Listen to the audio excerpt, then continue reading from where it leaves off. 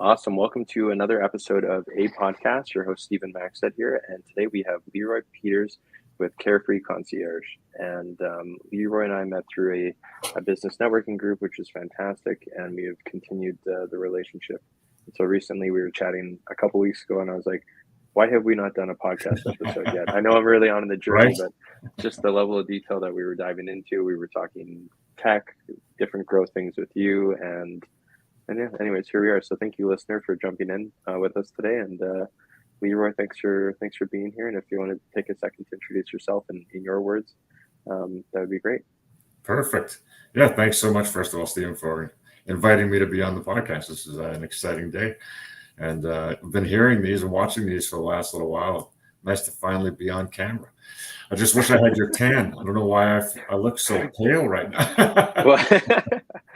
Well, it comes from a diverse background. We have about 10 different lineages, and I think between Eastern European and a little indigenous, the tan comes naturally. Yeah.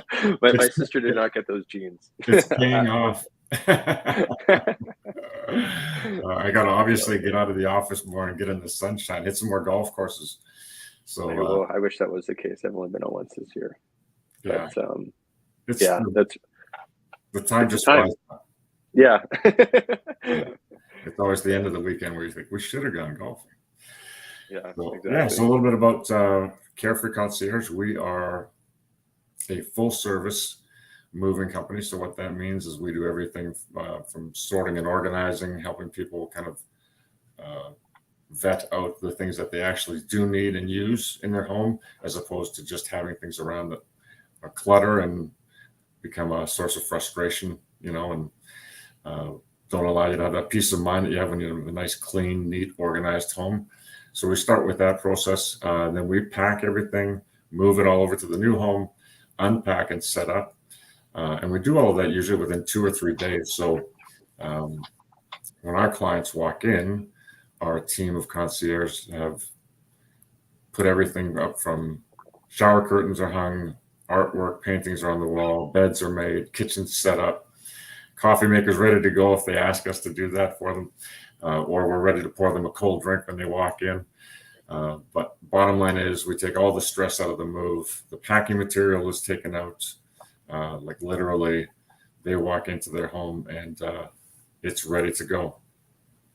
Awesome. No, that's great. And I think I've heard this said a couple of times when we were doing like kind of the pitches and stuff, just to kind of say it again, just maybe from my end of things here, but basically you're taking the entire move.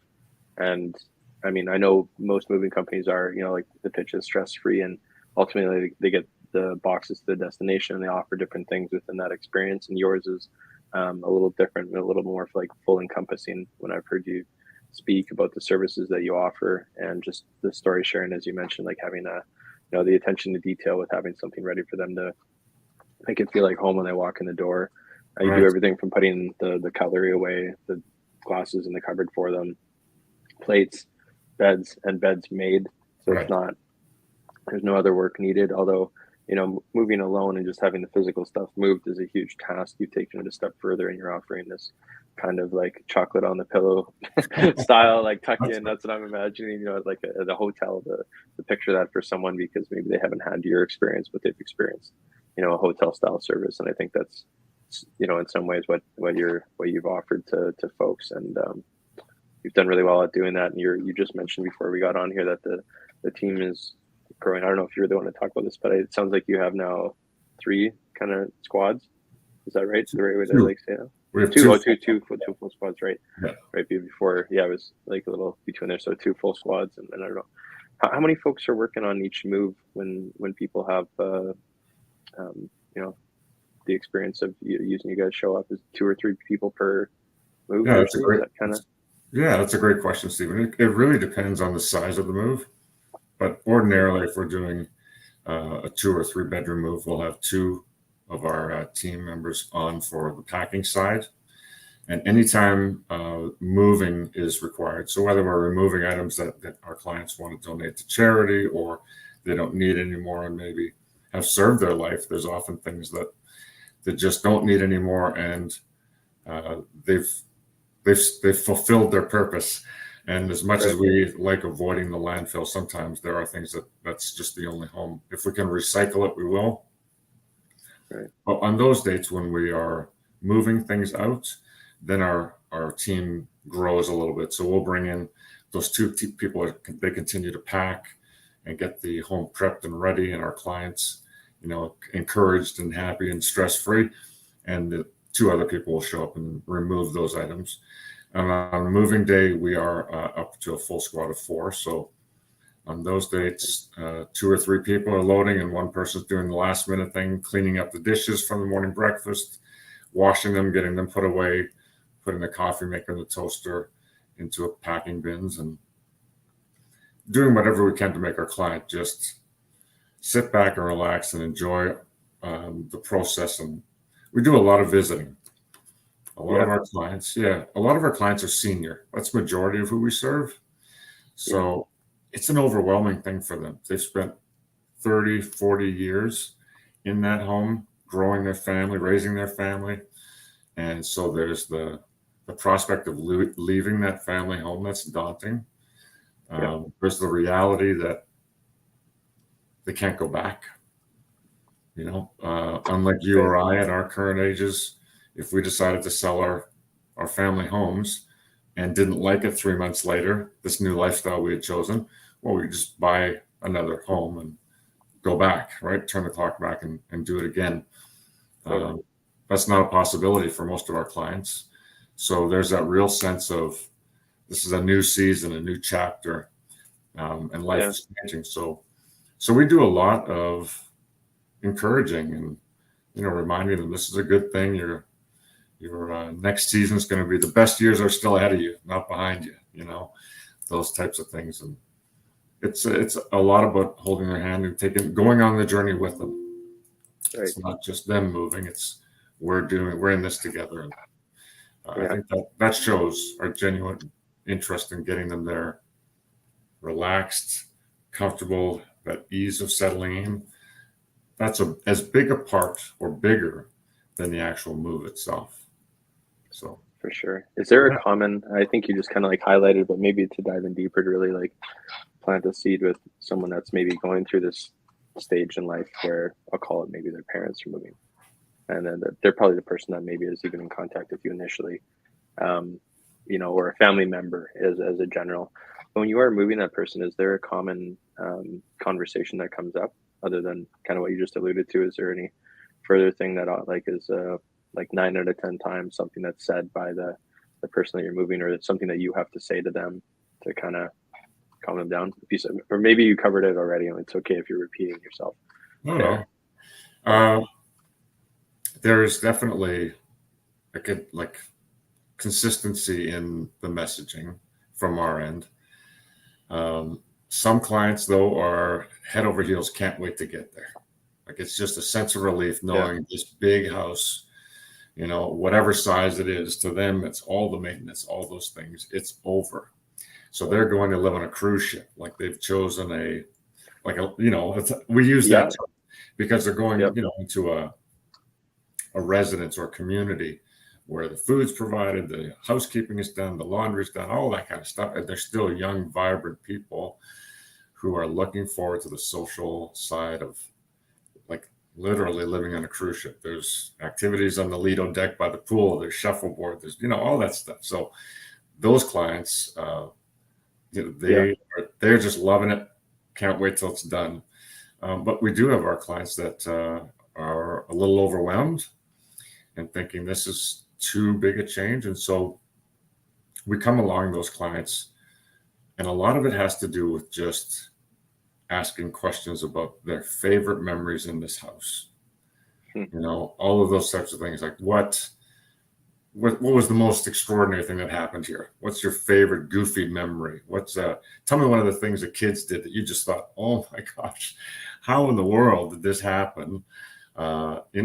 Or talking about their career, like you were working, raising a family, doing all that stuff in here. Tell us some of those stories. And so while we're packing and pulling pictures off the wall, maybe that triggers something, or a collectible, Yeah, well, we were traveling at that time. It was a family trip, and you wouldn't believe what my son did. Those kinds of things are kind of healthy. They're healing for our Right. clients, right? It's cathartic. Yeah. It's so we just have to really, like, I think our challenge in the concierge side is just stop for a minute. The packing will get done because it's all just very systematic. Just take the Right. next 15 minutes, pull out your thermos of water, sit down on the floor, and listen to Chat the with the story. person. Yeah, you know, That's a and cool built-in break within right? in the workday. And I'm not one to really think of breaks or that's perfect though. And you take that minute to listen to that older lady or older gentleman and chat with them about their journey. Yeah, That's very touching. I like two things I took away from that: the cruise ship comment. That's funny, yeah, and it's probably very relatable to them as far as it that is. goes. And then just talking through the memories within that household, because I think a lot of people get in that situation with family members where they themselves are probably not the best person to move them out anyways, because they're not going to have maybe the same level of patience. Sometimes it Totally. takes a third party to do that. If you've already built them up to the stage of, hey, we got to move you, or you got to move, or, just that life has changed, within the, partnership. Often folks lose a partner along that journey too, right? Right. And you're moving an individual versus the pair probably is pretty common. And, like it's kind of a relief when you get there too, because it's someone else helping along with that. I could definitely see that being a factor. Yeah. Uh, You so you nailed it.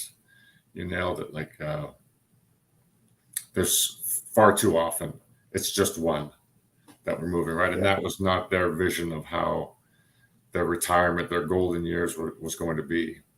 And yeah, so it's much more daunting because their partner isn't with them. And right, so, yeah, you're absolutely right. That becomes a real point of concern, So again, talking through it, reminiscing, keeping the memories alive, that kind of stuff is all a big part of it. But you also mentioned something very key. You're a bright guy, very perceptive guy. Uh, like family members, and I went through this with my family. I had to downsize with my siblings. We downsized my parents twice before I started the business. yeah, And it's totally different when it's your own family because everything is a memory. And so the yeah, process itself gets dragged out weeks and weeks because you're talking about everything that's coming off the walls, out of a cabinet, out of the closet. Like, remember this day? And it either brings up great memories or maybe not so great, but either way, it didn't just get packed. So from our right, perspective, we're so objective, we can just get the job done, right? And still listen to the stories. yeah, Um, but there's no tension because it's not, right, I know when I was moving my parents, they're stressed because it's a big deal. And I'm stressed because I want to get it done. And it seems like it's taking forever. And I've got work and kids and hockey and ballet and whatever with the kids, I'm doing the works, all that yeah, stuff. Mom and dad live an hour and a half away. So it's 3 hours of driving every time you're doing it. Right. So, oh god, yeah, yeah, if you can take that away, all that stress from the family. And now, if the yeah. kids are in the city, great. Come visit, but have a visit. Sit with mom and dad in the family home and chat. And While you we'll guys are doing the work, yeah, or take yeah, them out for lunch and get them away from everything. Most of the time, by the time we're into pack, we've had enough conversations. We know what's moving and what isn't, and what's being donated and what isn't. So if they have a more fun way to spend the afternoon with their kids, going shopping for last minute things or going out for lunch or museum, whatever, go do that and spend quality time with mom and dad. And we'll get this boring packing stuff out of the way. So it completely awesome. de-stresses everybody, you know. Yeah, you nailed it. That's a very key thing in what we do. Yeah, no, that's awesome. And I think something else you've mentioned before. I don't think we've talked about it today too, and I might be wrong. But you correct me on here live on this one. But the bin situation, like when you guys are taking over and doing this stuff with your moving bins that you have to date, you're saving a lot of recyclable situation there because they're reusable plastic bins. You guys use them, clean them, and then use them again on the next move.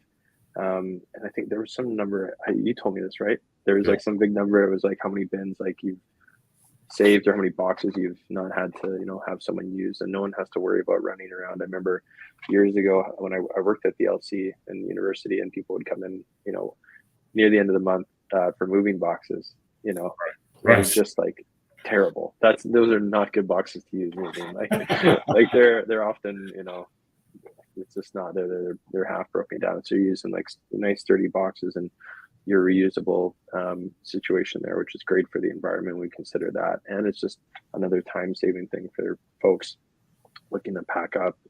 They don't have to worry about any of that stuff. It's like an added piece. It seems almost like nothing to be mentioned, but I think it's something that people oversight when they really put in all the time and effort that they're going to have to move in. But sorry, what was the number though with the boxes that you told me before?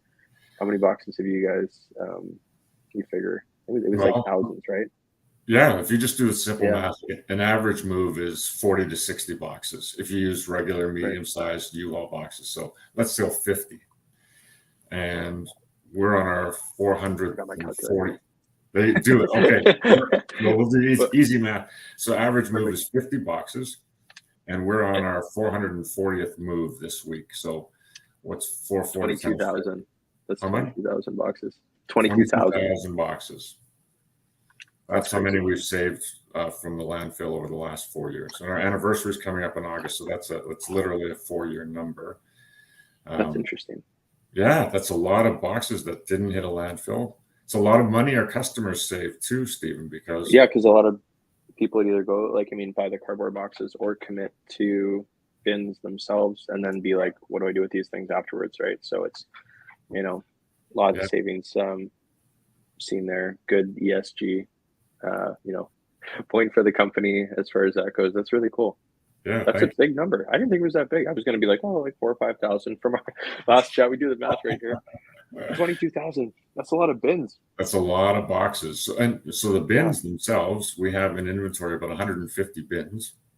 Okay. So we can do multiple. We typically now are doing 4 moves a week, and so our clients don't have to pay for those boxes. Like an average bill for 50 boxes plus wardrobes and packing paper and nesting paper and bubble wrap, etc., is $450 to $500 for cardboard and supplies, tape, shrink wrap, etc. So instead of a $450 charge, our bills usually come in around $250. So they're saving the environment, and they're taking another $200 keeping it in their jeans by our using plastic bins. So yeah, it's so much faster. There's no building boxes. There's no tearing down boxes. Right. And they're larger capacity, and they stack, so they are super secure in the truck or trailer. So everybody's belongings are better protected. It's a win-win-win, and they last forever. Yeah, I love to hear that. There's and so what? I guess there. I mean, I was going to make a funny by accident, but there's a lot to unpack here. But that's good. That's good. There's it seems like such like a simple thing, and it's happened in other discussions though too. When you really when you don't, I'm going to be funny again. When you do unpack like what's behind the scenes, behind either like different styles like doctor appointments and stuff like that, there's a lot of stuff that doesn't really hit the eye. When you go through the experience, you're like, oh, of course, that makes so much more sense. I felt so comfortable doing that, now that I know more, and I feel like this has been a good, recap of, basically setting the appointment for these folks to walk through what that's going to look like. Just walking through your process, I guess, kind of here. Right. When they do get in there, you guys analyze, and you've mentioned to me before too about, how many, you kind of have like some math around how many rooms are in the house and how many boxes that'll approximately take. And then from there, it's kind of just like selecting a date. Is that kind of what would fall in line then? That's it's right. Like, okay. Yeah. So when the date is ready, when the suite is ready, when their condo is ready, whenever they take possession of their condo or a new apartment, we'll take that into account, obviously. And then depending on the volume of things that have to move, we back up from that date to decide how many days we'll need or how large a team to send for packing. Awesome. We spend 45 minutes to an hour usually with our client on the first consultation, and that really depends on how much conversation takes place and Winnipeg's such a small city, and while we do go outside the city, uh, it's pretty often that within 15, 20 minutes, there's some connection. And so that's going to chew up 10 minutes, 15 minutes. Oh, yeah, I know that guy. You know that guy. Where we're related, that happens too. It's like, wow, this is a small world. So for that reason too, reputation, right? As you know, Stephen, there's no greater asset for your business than your reputation. So we are so careful, to make sure we deliver on what we promised, we charge what we quoted, all that, just do what you said you're going to do when you're going to do it. It's really that simple. One of the other things I wanted to mention, you just tweaked on something on that initial consultation with our clients. Yeah. If there's any concern on their end about, is my stuff going to fit? Like, am I taking too many things? Is my furniture too big? One of the things we offer is a furniture plan. It's a scale drawing. So we'll take their wish list of furniture, we measure it, and then we go to their new home, with or without them. It's their choice. But we'll actually draw out the new home to scale, measure everything out, and that way we can take note of air conditioning units, baseboard heaters, lights, where the TV plugs are, etc. And then we create an actual scaled furniture plan. So they get to see where their furniture is going to go, and they sign off on it before the move even happens. So there's no concern about, oh my gosh, what's this going to look like when we show up at the end? They already have a plan that says the couch will be here, the bed will be there, the TV is here. All that stuff is done, So that also, again, makes it very efficient for our moving team. They see that diagram on the door when they walk in, and they know TV goes here, bed goes there. They don't. We can kibitz about other stuff, and the work just gets done because they're looking at a diagram and they don't have to ask. That's awesome.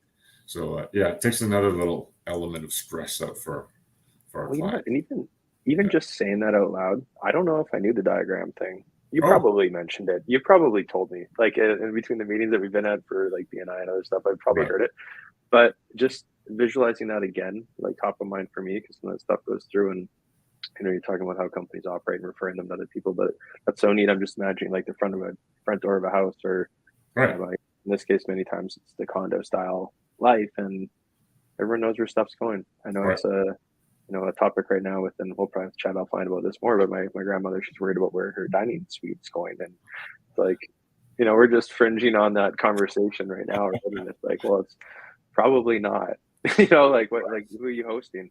There's a big room downstairs and, at the, potential other place, but it is, that's probably a conversation better had over with maybe a third party, for example, just to explain, like, it just doesn't, it doesn't fit, and it's not really, like needed anymore, right? So you're dancing around one of those topics, right, of moving to the next chapter. But our common response to that is, you've worked hard enough. You've served the family dinners long enough. It's time for the next generation to serve you.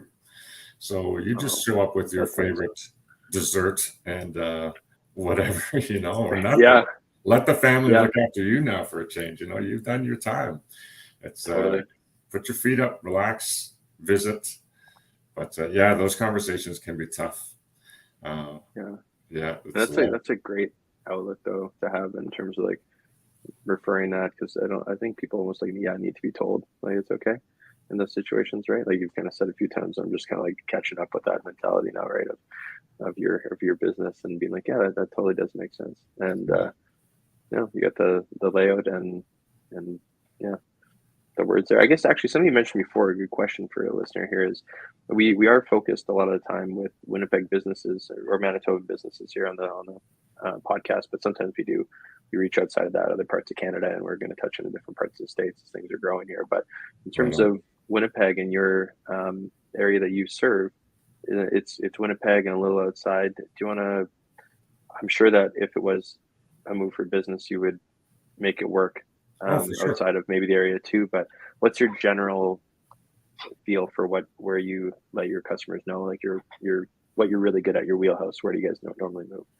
So as far as the furthest we've gone so far outside the perimeter of Winnipeg is to Pinawa.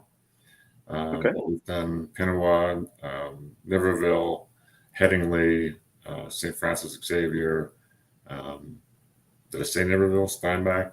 Okay, I was just going to ask if you said Niverville because I'm like, I'm pretty sure you've done Niverville, Yeah. so I'm not sure if you said it, but okay, so Niverville, so like, and Yeah. for, listeners that are from Winnipeg or not, basically towns that are about, I'll say 20 to 30 minutes, except for Pinawa. Pinawa is probably a little bit further, but basically kind of like a 30-minute additional radius, so to say, Yeah. circumference, like around the city would be like a safe way to mention to listener that they're, that's an easy call over to you guys. Yeah. Inside an hour. Like that's Yeah. not a problem. We've done, anywhere inside an hour is fine.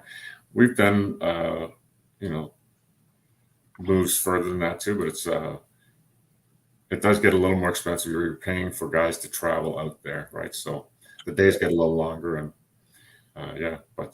and something really cool. Like we do a lot of crating and shipping because a lot of our clients' families don't necessarily live in Manitoba, and so they want to have that family heirloom, whether it's that Elizabethan style settee or China cabinet or whatever, shipped to their family wherever that is. This week, and we've done it all over North America so far, but this week is our first international, like overseas effort. So we are packing up a condo off of Wellington Crescent, and this particular family has moved to Ireland. And so we're going to start crating and shipping things to ship to Ireland, which is just it's when it leaves Winnipeg, it leaves Winnipeg. It ships like nowhere, like it's going to Edmonton. It doesn't matter. But it's kind of neat to have an international client that we're working with in Ireland. They don't live here anymore. They've lived out there now for 3 years, but need to have all their belongings shipped out there. So we're packing and shipping, and it's going to be a pretty cool experience. That's awesome. Yeah. And I'm sure, and then from there, it's not going to be the last one either. You're going to be like, oh yeah, we ship to Ireland all the time. Next time we talk, you're going to be like, oh yeah, that's like, we have our own plane. Ireland was nothing. We're going to Australia now. That's the furthest, right? Isn't that as far as we can go? I mean, it's pretty much the other side of the world there. Yeah, that's a pretty far flight or boat if stuff's getting shipped there. So that's awesome. I'm thinking I should probably, maybe you want to accompany it. What are you doing for the next couple of weeks? Head over Hey, listen, that would be a great extension of business. I'm sure that someone on your team or otherwise would be interested in joining that excursion. Oh, for sure. Concierge service right to the end. We'll unpack that would be and set up an island. Something. Yeah. I'm not sure what the budget would be for that, but I'd be interested in figuring it out. It would be very interesting to throw it out there for the person, because if it was something all of a sudden now you're traveling, maybe that's an extension of business. International concierge. Yeah, let's do it. Yeah, that'd be very neat. And I know Leroy mentioned a couple of things in terms of like boxes and kind of like a 4-year, and you mentioned it's coming up in I think it's in August for you guys. So that'll be a celebratory moment. Do you guys have anything planned for that? For the company or for you guys? Is it a moving day off? Or is it or that maybe that doesn't happen in the summer because you have to get as much done in summer. Maybe it's later on, but I know it's always worth celebrating it is. We are within the company. So we actually just yesterday all of us got together at the current job we're at, and we were reminiscing a little bit how far we've all come in the last little while, and the anniversary date did come up. So August the 11th is going to be our staff summer bash. So we haven't decided yet what's all going to be involved, but the guys did mention axe throwing is should be on the table. Barbecuing is on the table, and other than that, maybe we'll, whatever they want, we'll throw a little bash. And awesome. Yeah, it's going to be a great day. It's going to be a lot of fun and lots to celebrate. We have a phenomenal team. I can't say enough about the guys that I get to work with every day. They are just a really phenomenal, genuinely nice group of young men, and I am a very fortunate guy. That's awesome. I think that all that is, but definitely highlights after chatting with many folks on the journey in the last 6 months has really been all networking for my things, and that's a really great leadership approach there. Thank you. In terms of like gratitude, that thinking is really neat. That's I'm sure your team is very lucky to have you. Would say a lot of compliments back. Sometimes that's not always the case with leaders or bosses, right? But I think that's an easy thing to say. Yeah. Well, sometimes we work for those leaders that aren't ideal. We learn what not to do, right? So, well, thank you, Stephen. That's very nice of you to say. I'd hope they feel that same way. But yeah, I'm a lot older than I look, so I've had some I've had some time working with a lot of people over the last 25 years, and you can't take relationships like this for granted, because it's hard to find, really phenomenal, great, trustworthy, sometimes people to work with. So when they come into your life, you got to be grateful, and you have to say it. You have to say it out loud. It's action and words, right? You can't just feel it. You got to put it out there. There was a thing I saw the other day. I'm gonna take a quick note, and then we'll move on to some last kind of like questions for the episode here. But there's, I think the other day it was like, for if you just hire 3 employees to fill a role, but if you have one really great one, that one person can really fulfill those 3. It's not always a numbers thing in terms of how many people you hire, but the quality of folks that you hire. I mean, obviously that comes with some risk too, because what if scenarios in life come up. But yeah, it was just an interesting number. Like a 3 to 1 is really true. I've definitely come across that in the last couple of years, working for companies doing some hiring and otherwise. And yeah, it's very interesting to note that. That's great to hear. And what it's kind of like we're wrapping up here, but a couple of things that we'll cover is things that are up and coming. Let's go through that first. I think there was a golf event coming up here in August. Yeah, right on. Thanks for remembering that. Yeah. I volunteer with the Concordia Foundation. So we have our 22nd annual charity golf tournament to support the Concordia Hospital. And that's on August 16th. We tee off at noon, and it is a great way to raise funds for a phenomenal organization and make a difference in our community. And Concordia now, with the way Manitoba Health is set up, serves all of Winnipeg. It's not so regional anymore, right? It depends on what care you need. Yeah. So we're serving patients from all over Manitoba, Winnipeg primarily. But anyway, it's a great cause, a lot of great people, and a lot of fun prizes. We have Adam Spears with us this year. He's a PGA pro. So you get to play. Yeah, you get to play one par 3 with Adam, taking your shot cool. Lots of great stuff going on over there. I won't spill it all now, but check out concordiafoundation.ca, and you can see the golf tournament there. It's a fun event, and I think there's 10 spots left out of 144, so not much room left for a great day out in the sun. And it's at Elmhurst Golf and Country Club, so also a semi-private course. So not everybody gets to play it. It's a beautiful, pristine golf course. Yeah, it's been a while, but I have golfed there before. It is very, very nice there. Yeah, it's beautiful. Serious question though. So if he's hitting your ball in the par 3 and gets a hole in one, does that technically count as your hole in one? That's right. That might be the way that I do it. No. Yeah. On the scorecard that day, it does. In real life, you can't brag to your friends about that one, Stephen. Yeah. Well, it just might be a loophole. I'm just saying. I don't know. If I'm not going to hit it, at least maybe we can get a professional to do it, do the work for me there. Yeah. That's awesome. And what and about how to find you? I know that there's a few things that I'll list off, and we will just like make sure that we cover them all. But we have you on. We were talking about like LinkedIn this morning. There's a company page there. Social media avenues. What do you have available for folks to just take a look at and see the company? What do you guys have out there?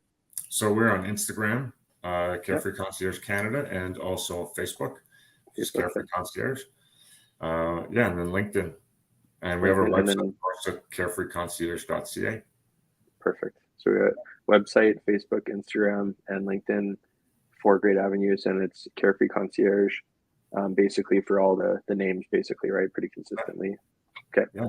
Awesome. So listener, Carefree Concierge, either .ca, right? Or is it .com? .ca? .ca. or on Instagram, Facebook, and LinkedIn business page. So that is awesome. Is there anything else that you wanted to cover today? Super informal, like, way to finish here. I just want to make sure that in case something like spurred on, but otherwise, this has been great. Yeah, I love this, the flow of this conversation, Stephen. You are a master host. Well, I'm just getting started. I have some lofty goals. The goal is initially just to do 21, but I think it's actually going to be 100, just to say that out loud. Now it's on film, now I have to do it. So yeah, I'm holding you to it. I'm looking forward to all of them, man.